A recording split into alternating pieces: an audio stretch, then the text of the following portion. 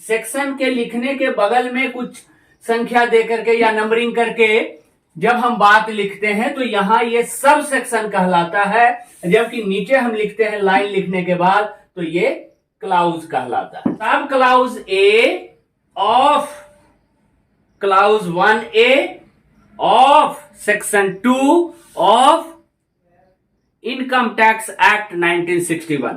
Section क्या है, sub section क्या है, क्लाउज क्या है, सब क्लाउज क्या है, आइटम क्या है, पैराग्राफ क्या है, सेक्शन कब कहेंगे, उसका सब सेक्शन कब कहेंगे और क्लाउज कब कहेंगे। गाड़ी में देखते हैं ना डेंट लग जाता है तो डेंट अंदर की ओर चला जाता है, इसी को बोलते हैं इंडेंट और इंडेंटेशन।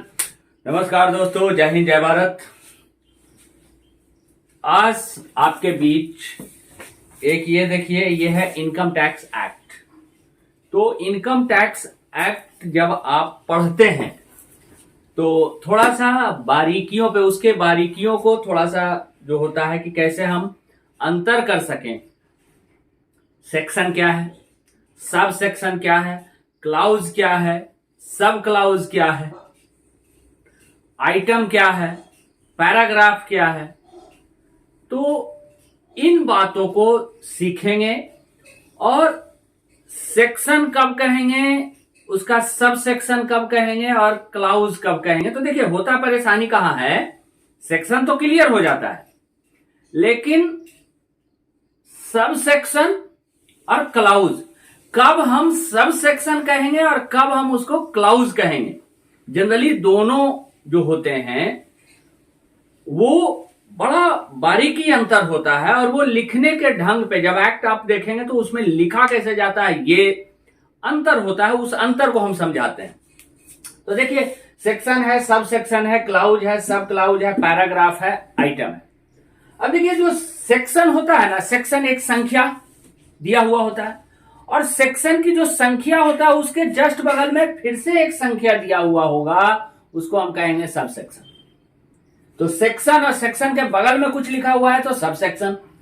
अब देखिए यदि सेक्शन लिखा हुआ है और सेक्शन के नीचे से कोई अलग संख्या शुरू होता है, सेक्शन के बगल में नहीं, यहां पर देखिए सेक्शन के बगल में है तो सब सेक्शन, लेकिन सेक्शन के नीचे जो होगा तो वो क्लाउज होगा और क्लाउज के नीचे यदि हुआ तो वो सब क्लाउज होगा। उसी तरीके से पैराग्राफ, आइटम, पैराग्राफ जनरली जो होता है वो सीरियल नंबर में होगा, रोमन का 1 2 3। आइटम जो होता है कभी आइटम ए आइटम बी करके स्मॉल में भी रहेगा और कैपिटल में भी रहेगा। अब इसको प्रैक्टिकली आपको सेक्शन में कैसे, एक्ट में कैसे लिखा होता है वो हम दिखाते हैं। तो एक बार ध्यान रखिए, जब हम एक्ट पढ़ते हैं तो सेक्शन, सब सेक्शन, क्लाउज, सब क्लाउज, पैराग्राफ और आइटम, इसको बारीकी से ध्यान में रखते हुए हम एक्ट को पढ़ेंगे। तो इसमें हम देख रहे हैं, पहले जब कोई सेक्शन लिखा होगा तो सेक्शन जहां पर लिखा होता है उसके ऊपर में एक हेडिंग होता है उस सेक्शन के बारे में। यहां पर हेडिंग लिखा हुआ है, इसके बाद सेक्शन की जो संख्या होगा 1 2 1B 1A जो भी है, ये सेक्शन के बगल में जब संख्या देकर के फिर कुछ लिखा हुआ हो तो ये सब सेक्शन हो जाएगा, ये सेक्शन होगा। और इसी के फिर नीचे, इसी के नीचे फिर दूसरा सब सेक्शन, तीसरा सब सेक्शन, यानी यहां पर मान लिया जाए सेक्शन 1 है और यहां पर 1 ब्रैकेट में है तो, और इसमें जो कुछ भी लिखा हुआ है ये सब सेक्शन 1 का, सब सेक्शन 1 ऑफ सेक्शन 1। यहां पर यदि 2 लिखा हुआ है तो सब सेक्शन 2 ऑफ सेक्शन 1। यहां पर यदि 3 लिखा हुआ है तो सब सेक्शन 3 ऑफ सेक्शन 1। अब देखिए आगे इसमें क्या है कि हेडिंग कुछ दिया हुआ है, हेडिंग दिया हुआ है। अब यहां पर सेक्शन, जैसे सपोज कीजिए आपको हम यहां पर सेक्शन 2 ले लिए, यहां पर सेक्शन 1, यहां पर सेक्शन 2 ले लिए, तो ये सेक्शन 2 हो गया। और इसके नीचे यदि हम ले लें कुछ भी 1 2 या ये हम 1 ले लिए तो ये क्लाउज हो गया। तो अंतर क्या है कि सेक्शन के बगल में यदि कुछ लाइन लिखा हुआ है, कुछ सेंटेंस लिखा हुआ है और इसके बाद यदि कोई संख्या देकर के कुछ लिखा हुआ जाता है तो ये क्लाउज होगा।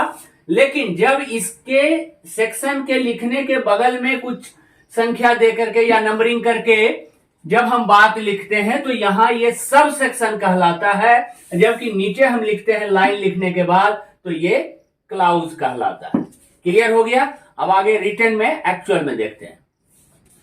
तो यहां पर हम देखेंगे क्या, एक्ट आप खोल सकते हैं, एक्ट, अब इनकम टैक्स एक्ट आप निकाल लीजिए। अब इसमें देखना क्या है, हम शुरू से ही चल रहे हैं, हम सेक्शन 1 की बात कर रहे हैं। सेक्शन 1, अब देखिए ये हेडिंग हो गया, सेक्शन 1 का ये हेडिंग है। सेक्शन 1 में क्या है, कैसे याद रखना है, short title, extent and कॉमेंसमेंट। Short title, extent and कॉमेंसमेंट, ये आपको बोल्ड में रहेगा लिखा हुआ। अब देखिए यहां पर इसके नीचे ये 1 है तो इसको सेक्शन कहेंगे, और इसी के साथ में बिना कोई लाइन लिखे हुए है, इसी के साथ में आ गया ये सब सेक्शन हो गया। ये सेक्शन 1 का सब सेक्शन 1 हो गया। Sub section 1 of sub section 1 of section 1, ऐसे इसको पढ़ेंगे कि सब सेक्शन 1 ऑफ सेक्शन 1 में क्या है कि दिस एक्ट में be called the income tax act 1961। ये कहता है कि दिस एक्ट में be called the income tax act. तो इनकम टैक्स एक्ट जो डिफाइन किया है कि इनकम टैक्स एक्ट कहलाएगा, तो कौन से सेक्शन में है, तो सब सेक्शन 1 ऑफ सेक्शन 1 में कहा गया है कि ये इनकम टैक्स का जो एक्ट है वो इनकम टैक्स एक्ट कहलाएगा। अब देखिए इसी के सीध में यदि लिख रहे हैं तो ये सब सेक्शन 2 और सब सेक्शन 3। अब सब सेक्शन 2 क्या कहता है, कहता है कि इनकम टैक्स एक्ट लागू कहां कहां होगा, वो किस में बता रहा है, तो सब सेक्शन 2 ऑफ सेक्शन 1। तो सब सेक्शन 2 में क्या कह रहा है, it extends to the whole of India. इसको फैलाया जा सकता है, ये या जारी रहेगा पूरे इंडिया पर, ये इनकम टैक्स लागू रहेगा। या एक्सटेंड्स का होता है कि इसका विस्तार कहां तक है, तो इसका जो एरिया कहां तक है, तो ये एक्सटेंड्स का मतलब it extends to the whole of India.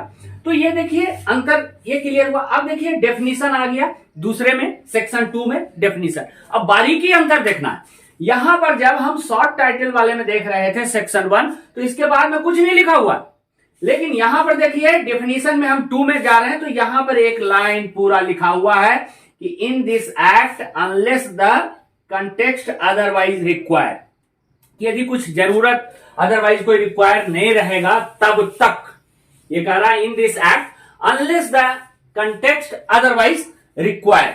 तो यहां पर देखेंगे क्या, ये लाइन जो लिखा हुआ है इसके सेक्शन 2 के सीध में नहीं लिखा हुआ है, इसको कहते हैं कि थोड़ा सा अंदर लिखा हुआ है, इंडेंट है, ये इंडेंटेड बोलते हैं इसको, इंडेंट बोलते हैं, इंडेंटेशन, इंडेंटेशन,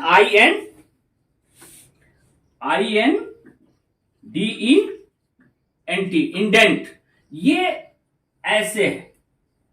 तो ये कह रहा है, तो ये इंडेंटेशन, इंडेंट बोलते हैं, INDENT, इंडेंट। तो इंडेंट का मतलब क्या है कि थोड़ा सा अंदर की ओर, ऐसे भी गाड़ी में देखते हैं ना डेंट लग जाता है तो डेंट अंदर की ओर चला जाता है, इसी को बोलते हैं इंडेंट और इंडेंटेशन। तो जब इंडेंटेशन रहेगा तो वो क्लाउज में बदल जाएगा, ध्यान देने वाली बात है। लेकिन इतनी बारीकी में मत जाइए, संख्या सेक्शन लिखा हुआ है, सेक्शन के साथ में कोई लाइन नहीं जुड़ा हुआ है तो वो सेक्शन और सब सेक्शन। लेकिन जब सेक्शन लिखा हुआ है और उसके साथ में एक लाइन आ गया और उसके नीचे हम यदि कुछ लिख रहे हैं तो वो क्लाउज हो जाएगा। तो यहां पर ध्यान दीजिए, ये सेक्शन है, इसके इंडेंट होकर के बाद में लिखा हुआ है, ये क्लाउज है, clause 1 of section 2, clause 1A of section 2। लेकिन जब इसके और इंडेंट करके यहां पर हम आ गए तो ये सब क्लाउज हो गया, सब क्लाउज ए ऑफ, सब कैसे बोलेंगे इसको, सब एनी रेंट, एनी रेंट वाला लाइन कहां पर है, एनी रेंट वाली लाइन, तो कहेंगे क्या कि ये सब clause A of clause 1A of section 2 of income tax act 1961। तो इसको इस तरह से बोलेंगे, फिर से समझिए, सब clause A of clause 1A of section 2 of income tax act 1961। अब देखिए, ये आपका हो गया सेक्शन, हो गया ये क्लाउज, हो गया ये सब क्लाउज, हो गया ये क्या आ गया फिर से 1 और 2। यही चीज बता रहे थे, ये पैराग्राफ है, पैराग्राफ 1 पैराग्राफ 2। यहीं पर यदि ए बी कैपिटल में या स्मॉल में रहता तो कहते हैं आइटम ए आइटम बी, इसको क्या बोलेंगे हम, पैराग्राफ 1 और 2। तो ध्यान से समझ में आ गया होगा। अब एक्ट को पढ़िए और एक्ट को सीखिए। जय हिंद, जय भारत।